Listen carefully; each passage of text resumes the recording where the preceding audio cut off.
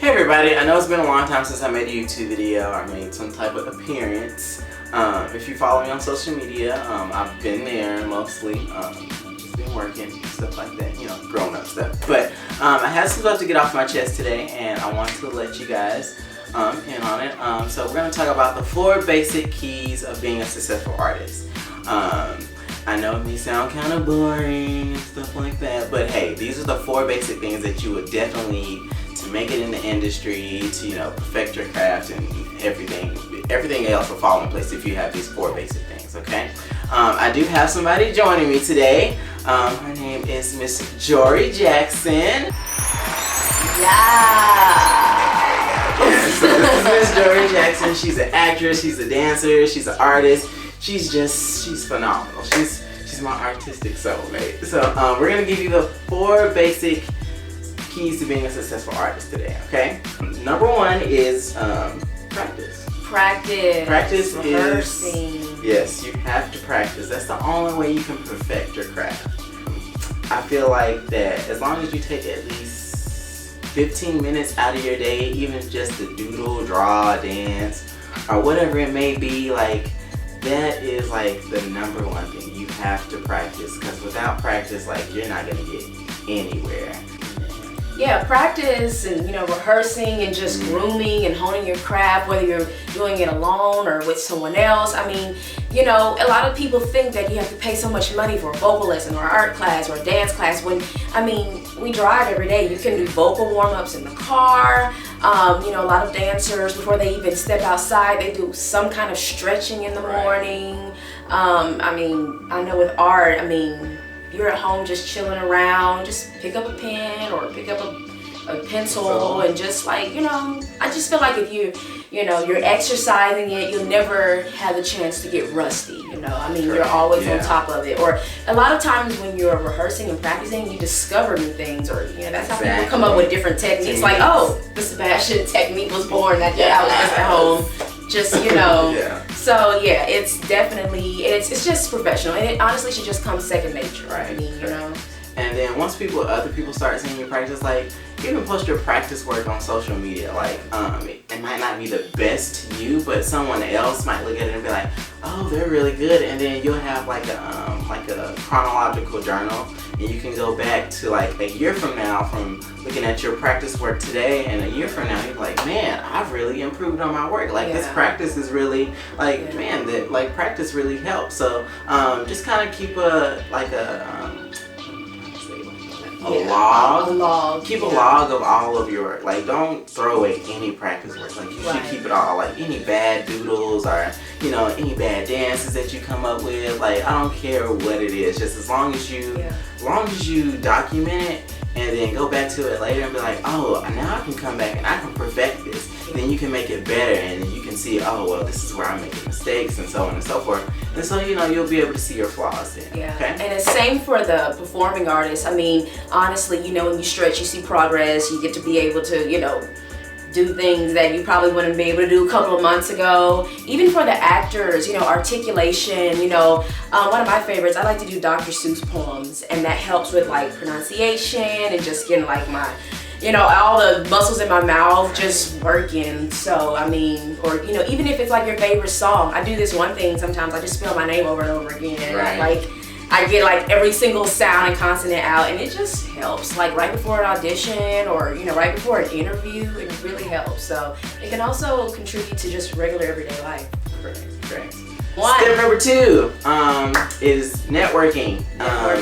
So I know some of us, we're artists, we're kind of shy. I used to be like that, you know, in a little box, you know. Can't really be like that. You kind of have to get out of that box. You have to network. You have to talk to people. You can't just be in the corner and expect somebody to look at your work and be like, oh, you have really good work. It's not gonna work like that. So unless you show it off, unless you know, start, hey, you know, anybody you talk to, like, even when I'm at work, like, if I know somebody, like, I feel like somebody's interested, I'd be like, hey, take a card. Here, I have a personal card. I paint. I do photography. Just let me know if you want to do something or something like that. You know, we can get together, maybe shoot some business ideas or something like that. All it takes is just like giving them the information. Let them know what you do, what your craft is. Networking can get you in so many places. Just speaking up and letting people know what your talent is the first step in becoming a successful artist. Most definitely. I can honestly say from doing the performing arts, you work with a different cast every single time. You're in rehearsal with these people, and sometimes you have off time, and that's the perfect opportunity to get to know them, what they do, who they know, and it's just a good way to, help, bring a community together of artists. And even, during the shows, afterwards there are meet and greets, and, it's okay to walk up to people and say, thank you for coming, who do you know on the show, or, how do y'all know each other? Because a lot of times it is art related. If it's not a family member, it's usually art related. And I have, booked jobs from simply, someone who was in the audience who liked what I did, or they knew me through another person and said, hey, can you come audition? So I know for actors, use that as an outlet. Rehearsals, meet and greets, or going to other shows. I mean, you might not even know anyone in the cast, but if you go out to another show, stay after the show for a little while. I know you might be a little sleepy and tired, but I mean, that 10 minutes to shake a hand and meet somebody new could really turn into something, really beneficial for you. So right. definitely.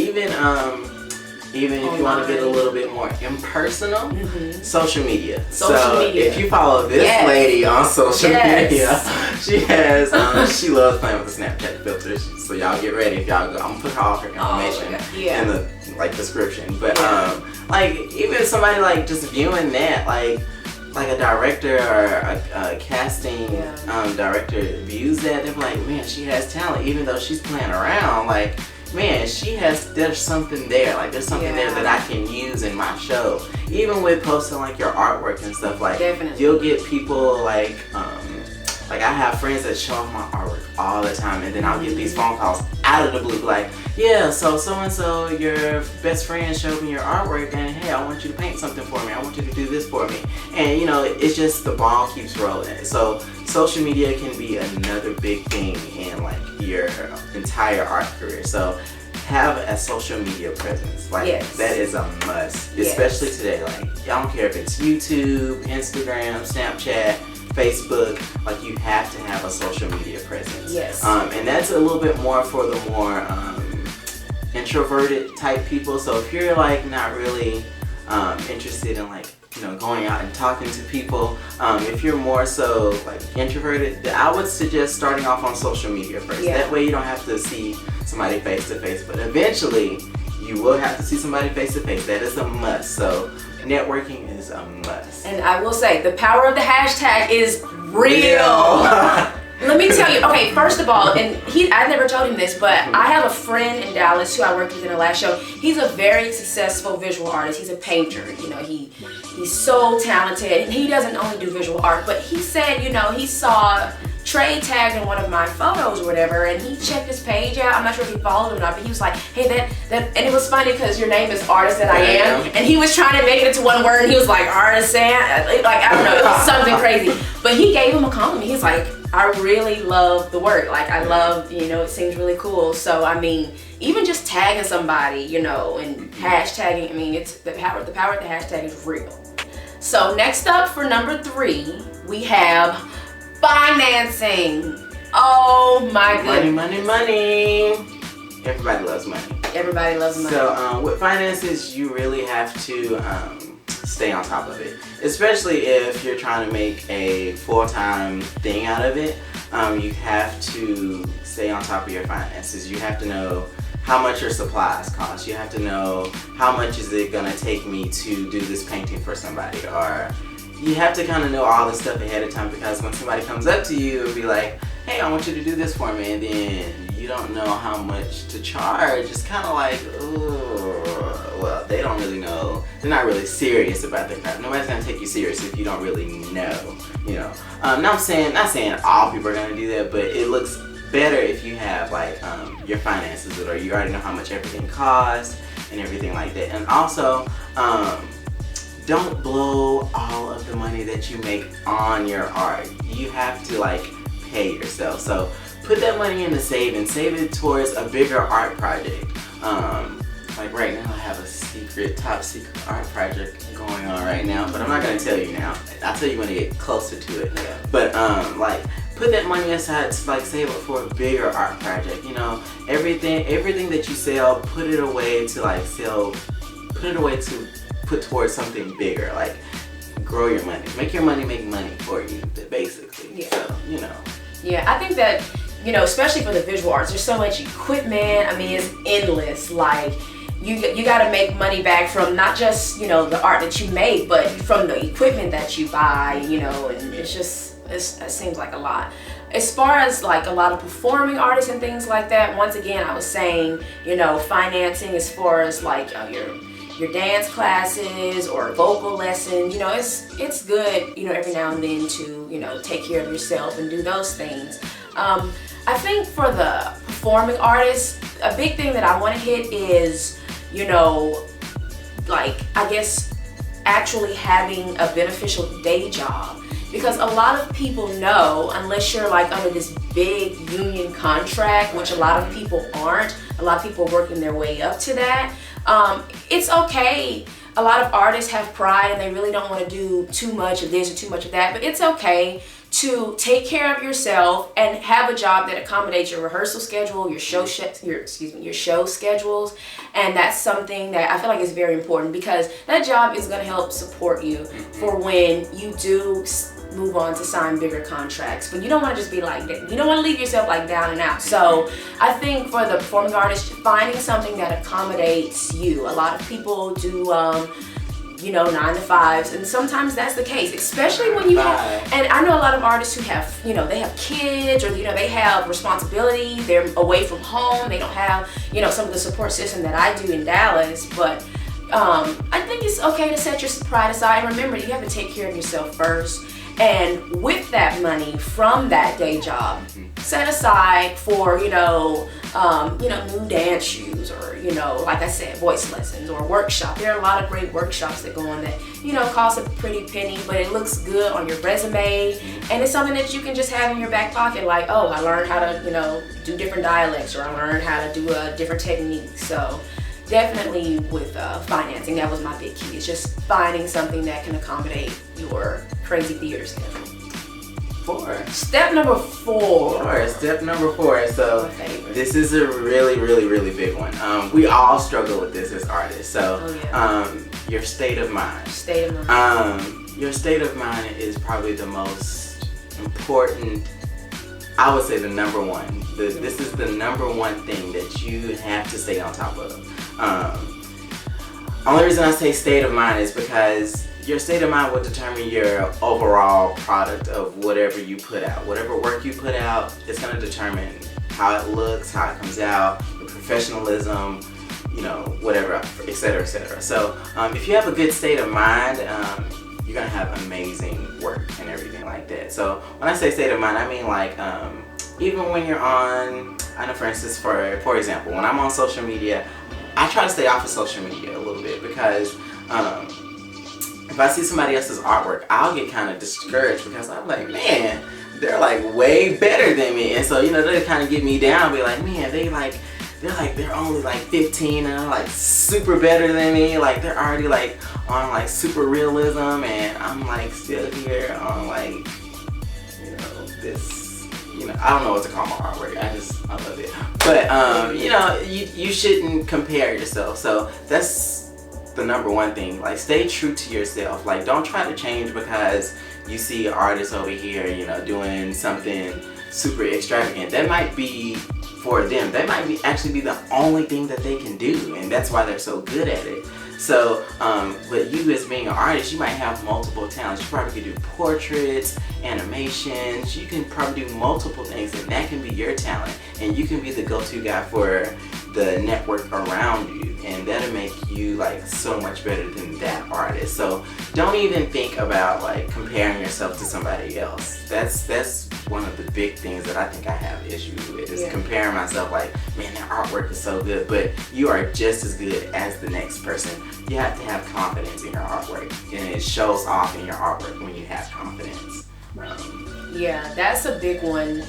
You know, a lot of times you can compare yourself to other people, and we all do it. I mean, people who aren't artists compare themselves to other people. One thing I can definitely say is that we all know artists, we're very sensitive, we're very romantic, we're very, you know, it's so personal. Everything we do is so impersonal, whether we're creating it or we're telling a story that someone else wrote. You know, it's very personal. But I think at the end of the day, you just have to remember there's only one you. Like, you're your own masterpiece. And I feel like if you can just keep that mindset and know that, you know, I wake up and I think about this every day. I can't live without it. If you can't go a day without thinking about it or doing it or you know, I mean, if you can't, then that's what you're supposed to be doing. Like, hands down, it doesn't matter.